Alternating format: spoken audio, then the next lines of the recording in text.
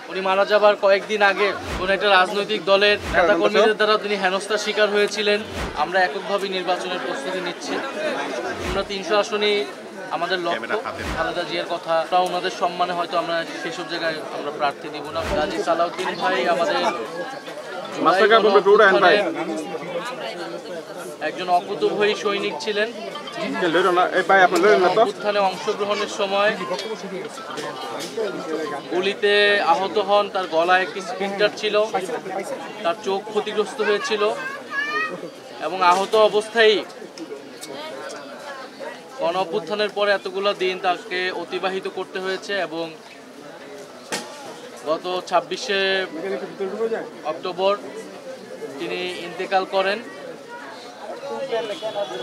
আমরা গাজী সালাউদ্দিন ভাইয়ের এই মৃত্যুতে গভীরভাবে শোকাহত। আমরা কর্তৃপক্ষের কাছেও সরকারের কাছেও আহ্বান জানাবো তাদের পরিবারের দায়িত্ব যাতে রাষ্ট্র নেয়। উনি মারা যাবার কয়েকদিন আগে কোন একটা রাজনৈতিক দলের নেতাকর্মীদের দ্বারা তিনি হেনস্থার শিকার হয়েছিলেন। আমরা এখানে শুনতে পেয়েছি স্থানীয় বিএনপির কয়েকজন নেতাকর্মীদের দ্বারা তিনি হেনস্থার শিকার হয়েছেন, পরে এটা থানা পুলিশ পর্যন্ত গিয়েছিল। আমরা এককভাবে নির্বাচনের প্রস্তুতি নিচ্ছি এবং সেক্ষেত্রে আমরা ৩০০ আসনই আমাদের লক্ষ্য।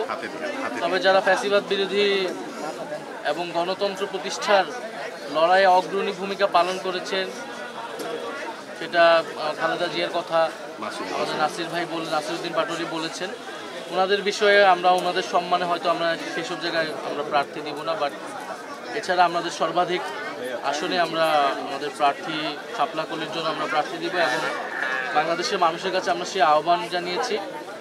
এবার বাংলাদেশের ইতিহাসে নির্বাচনী যে সংস্কৃতি, যে আমরা দেখি যাদের টাকা আছে, যারা এলাকায় গডফাদারগিরি করে, তারাই নির্বাচনের দ্বারাই আমরা সেই সংস্কৃতিকে এবার চ্যালেঞ্জ করতে চাই। বরং এলাকার যে গ্রহণযোগ্য মানুষ, সাধারণ মানুষের পাশে যাকে পাওয়া যায়, একজন সাধারণ খেটে খাওয়া মানুষ থেকে শুরু করে এলাকার যারা শিক্ষক রয়েছেন, ইমাম রয়েছেন, গ্রহণযোগ্য সামাজিক নেতৃত্ব রয়েছেন, তাদেরকে আমরা জনপ্রতিনিধি হিসেবে সংসদে দেখতে চাই। তো আমরা সে উদ্দেশ্যে কাজ করছি।